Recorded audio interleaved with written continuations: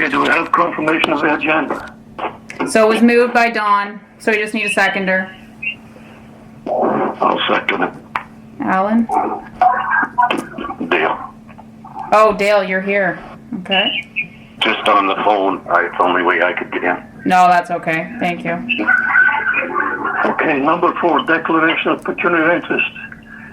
If we have none, you may declare at any time during the course of this meeting. Adoption of the minutes of January 21st as presented. Need a mover and a seconder. I'll move it, Alan DeBreen. I'll second it, Dale.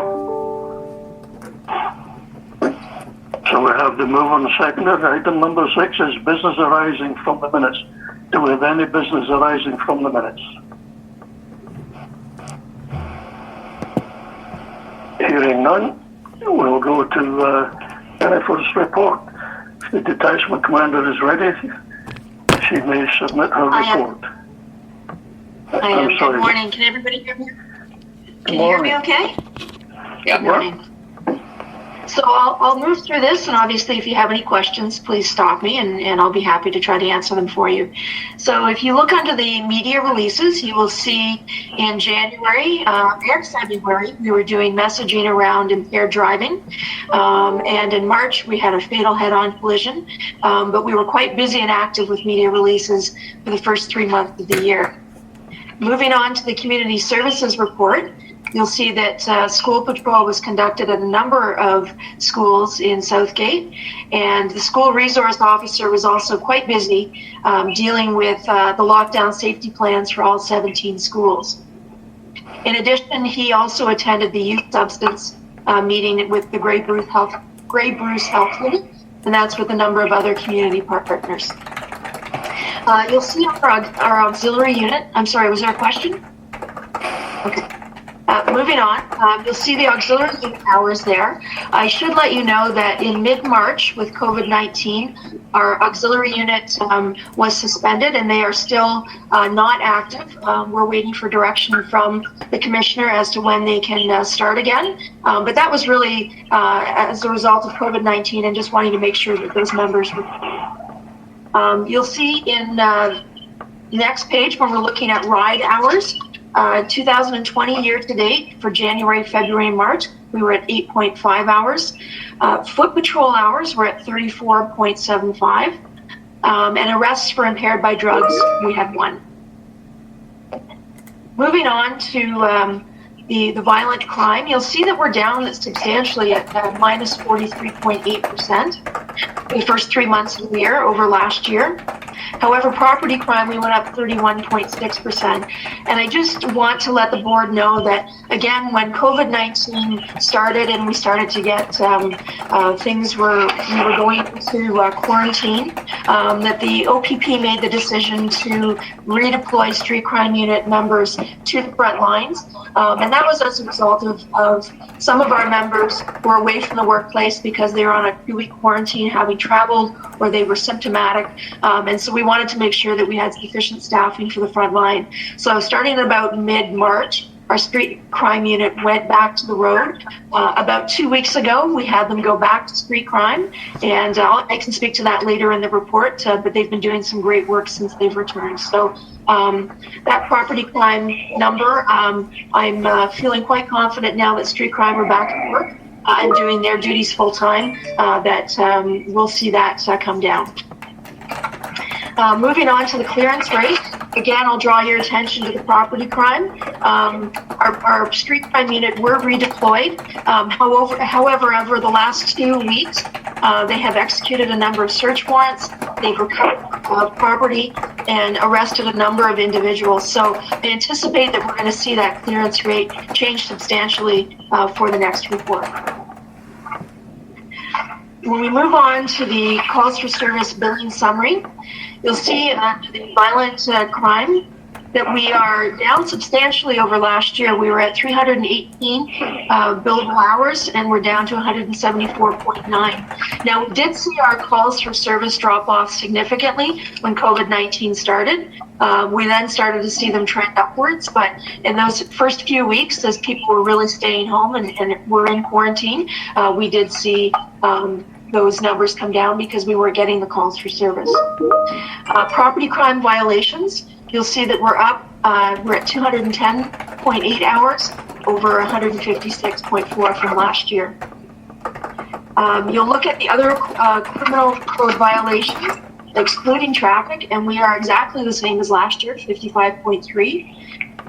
For drugs, you'll see that we are up at 37, and that was as a result of a trafficking and cocaine investigation.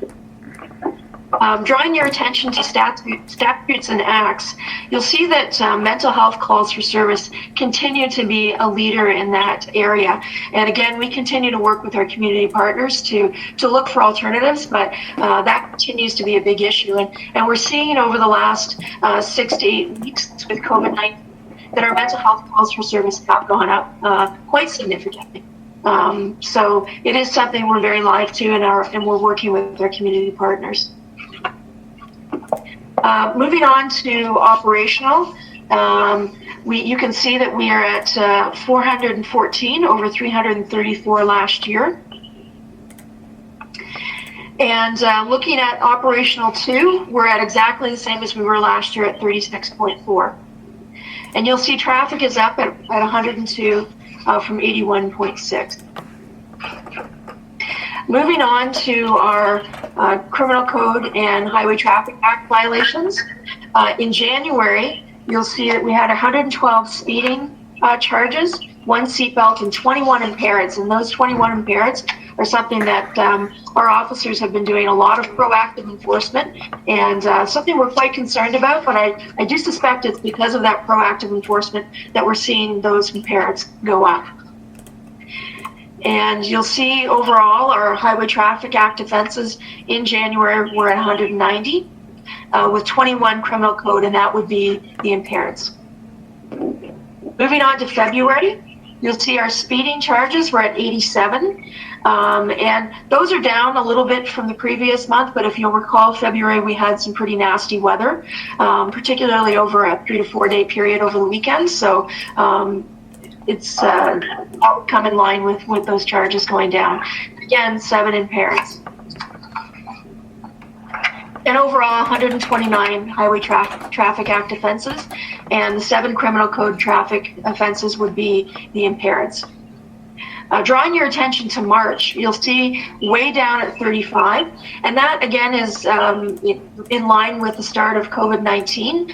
Initially, as people were going into quarantine, we saw a lot less traffic on the road, and we also had concerns about our officer safety. And until we sort of rolled out our personal protective issue and made sure that our officers had the guidance and direction, we weren't seeing a lot of traffic stops. But now I would say it's more business as usual. Our officers do have their personal protective equipment, and they've certainly been very active with traffic enforcement. Unfortunately, with fewer vehicles on the road, we're seeing stunt drivers, and so our officers have been very busy in that regard. But the decrease in those numbers in March is directly related to COVID-19. And again, overall, our HTA in March is at 57. And drawing your attention to the final page, looking at the collisions, you'll see the majority of collisions were related to speed. And when you see speed too fast for condition, that often is a situation where we had poor weather conditions and the driver was traveling too fast for those weather conditions. So speed certainly played a factor there. And I'll open it for any questions.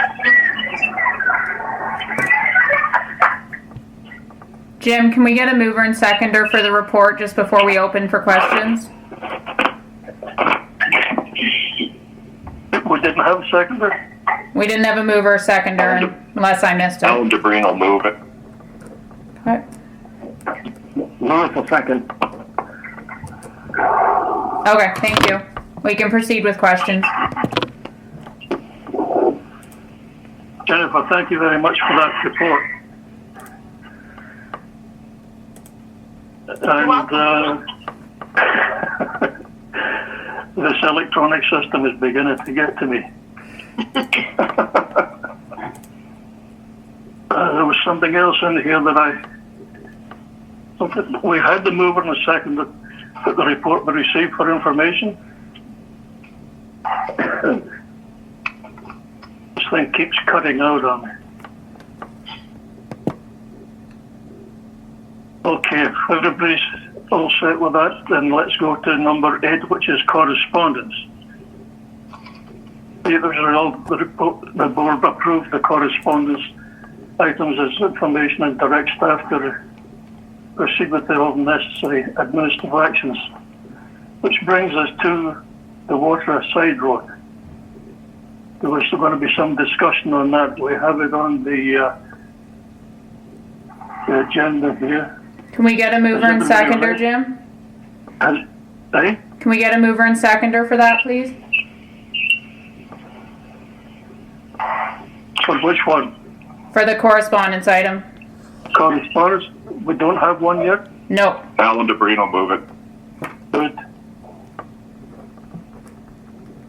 Dale Pallister, second. Okay, now we can discuss. Okay, that's that out of the way then. So has everybody read the correspondence?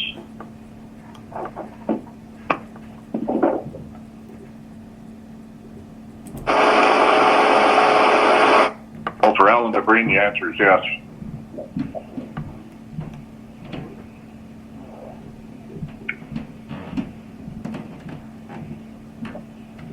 Does anyone have any comments or questions on that report?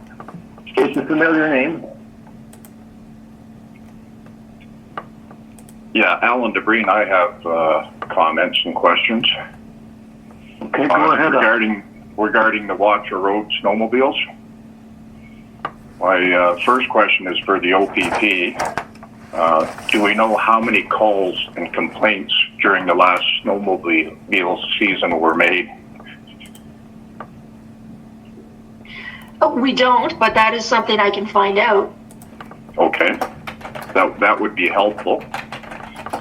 And actually, I have an idea, and maybe I'll put it forth as a motion, if I may.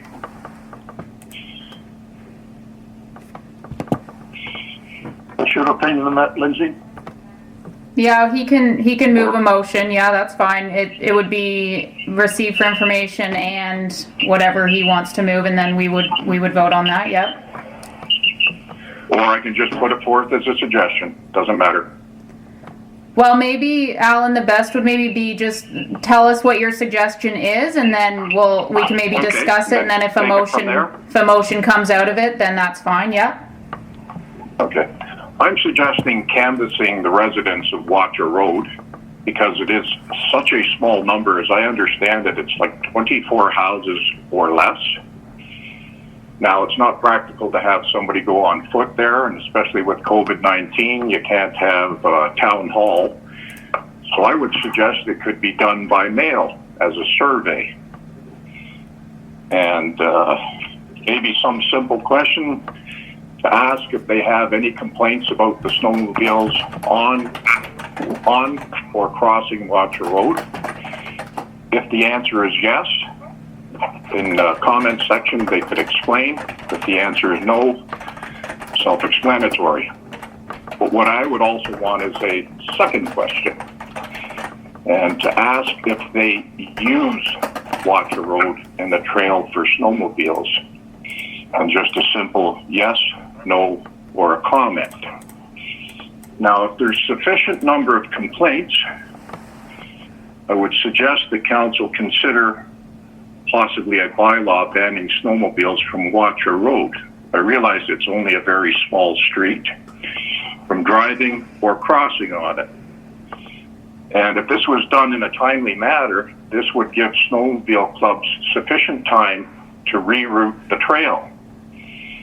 And I said this would actually prevent a repeat next snowmobile season, so we're not going around in circles on this again. That's pretty much it. Okay, thank you very much for that, Alan, but there is one problem here. The The information that you're giving us should go to council, not to the board. The board doesn't have the authority to move around questioning people as to whether or not they want something to happen or not. Okay. So if you were to bring that to council, since as a roads matter, they can handle it. But as a matter of fact, I happened to be in Durham at the time this call came in, and I drove past there. And this is something that perhaps Jennifer can answer. When I drove through the Water Road, all the snowmobile traffic was traveling on the same side of the road, the west side, where there was lots of snow. They weren't following the Highway Traffic Act by it is a vehicle, and they should have been traveling at the proper side of the road. But these vehicles were dodging each other, all traveling on the one side of the road. What's your opinion on that, Jennifer? Well, I'm not going to offer opinion. What I'd have to do is I have to be fair and honest with you. I'd have to refer back to the Highway Traffic Act, and they should be traveling with the road. But in that case, if there wasn't sufficient snow, without having a look at the area, I couldn't really speak to it. Alan has a comment on that. As a former snowmobiler, or whatever, the newer snowmobiles all run on sliders. So if they don't have snow and they're running on the other side, basically what they do is they burn them out. So that's why they're looking for the snow. It may not be right, but that would be the reason.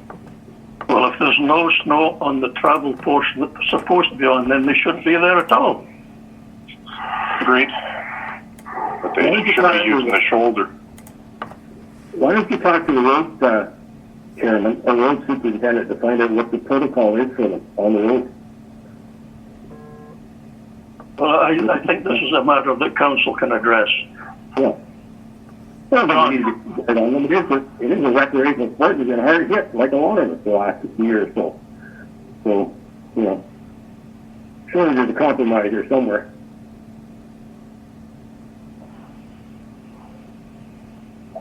Okay, we had all the discussion on the Water Road, or is there any other further discussion? So Jim, I just suggest if you guys want me to take it to council that the board just move a motion, just receive this one as information, and that the board refer this correspondence item to council for their next regular meeting for discussion. I already addressed this matter with Dave after I noticed how these vehicles were traveling on the road. So Dave has the information that I gave him. Right. And I thought he might have brought that forward at some time. But we'll leave that up to him and the other members of council. So, but the other members won't maybe have the information unless it gets on the agenda. Yeah, well, it'll be in the minutes of our report. Okay, so we're only receiving it as information then? All members of council. I would suggest that This is John. That's what I would do. All members of council. All members were copied on the original email, and staff has been looking into it. So I think we just receive it as information. That's my opinion. I think it's been pretty well covered. Okay. So can we have a mover and seconder for receiving this as information? So we already did that, Jim. We already got it, so we're clear with that. Yep. Very good. Okay, what do we have next on here? New and unfinished business. Does anyone have any new or unfinished business? Well, it's not sure I would say it's unfinished business, but it is definitely new. What's that? The Distances and Emergency Measures Act that the Premier has brought down, it's the responsibility of OPP to enforce that piece of Emergency Act. So are you speaking about the Emergency Measures and Civil Protection Act? Like somebody's violating their quarantine, or somebody's in a crowd around a field somewhere where there's 20 people instead of 4 or whatever. Is that the responsibility of the OPP to come in and police that, or a bylaw enforcement officer? So both, actually. Bylaw has been enforcing it, and the OPP can also enforce it. Okay. However, I should tell you that when the Emergency Measures and Civil Protection Act first came out, we had communication from the Ministry of the Solicitor General. It was very clear to police services across the province that the way they wanted this enforced was they wanted us to make sure that we were doing education and warnings before we laid charges. They really wanted a measured approach to this and for us to use discretion. And that's the way that we have been approaching it. Okay. Excellent. And I have a question that sort of relates to that. As you most of you know, on the July 1st weekend in Houston, they have the fireworks setting off. And it's almost like a drive-in fireworks. And this year they want to do it in a drive-in fireworks where people drive a car and do not get out of the car. The House unit hummed and hawed and said, ask the OPP what they think.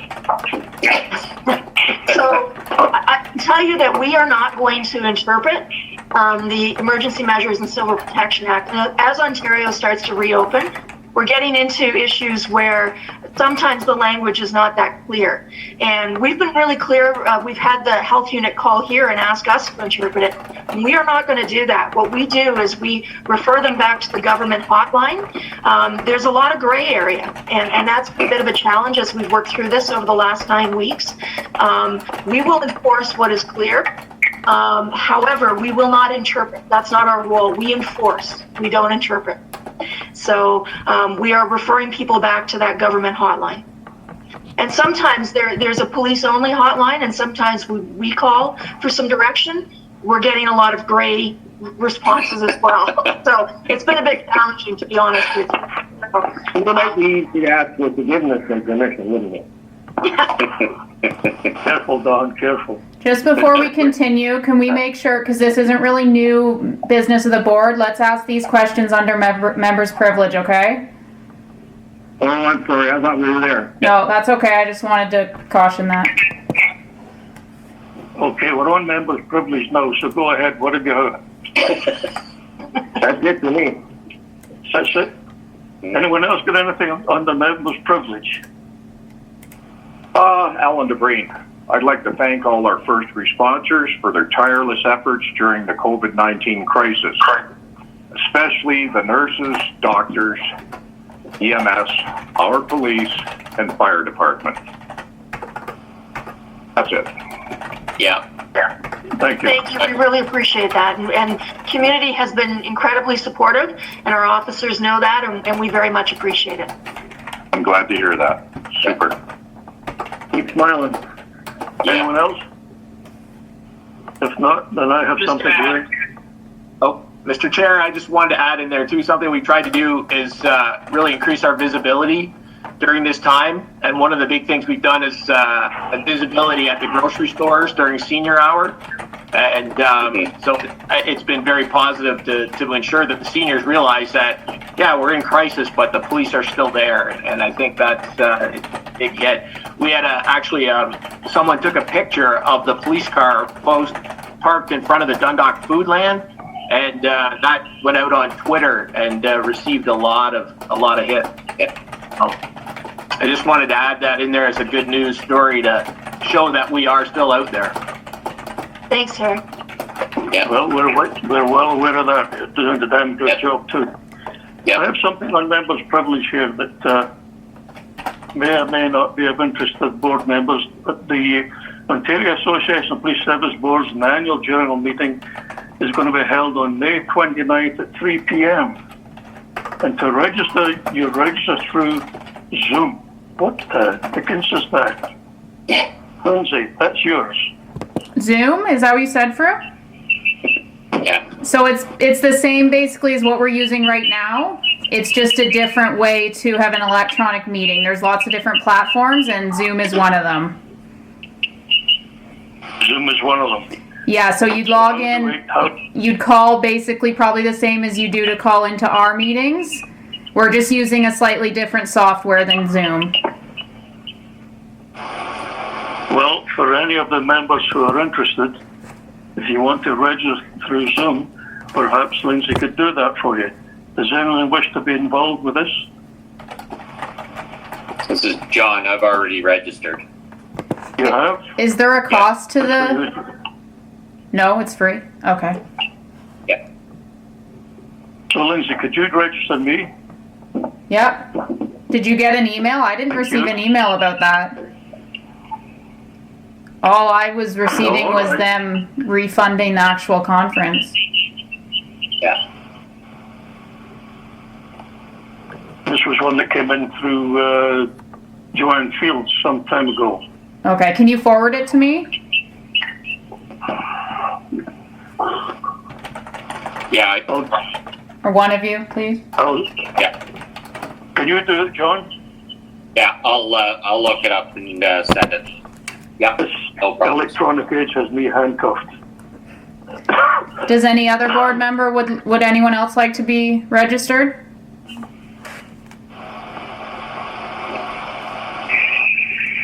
Sounds like John and I will be too. Yeah. Right. Which is all good and well. Okay, that'd be very interesting.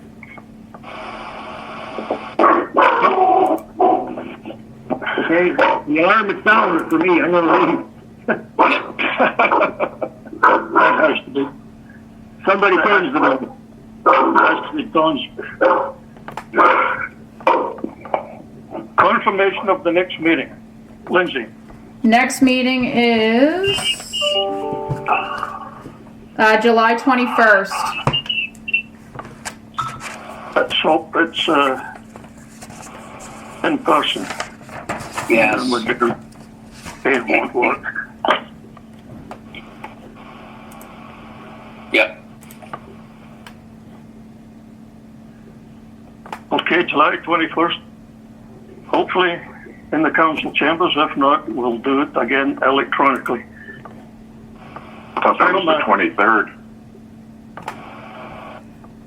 Is it 23 or 21? Let me just double I check. heard the 20. It'll be the 21st because that's a Tuesday.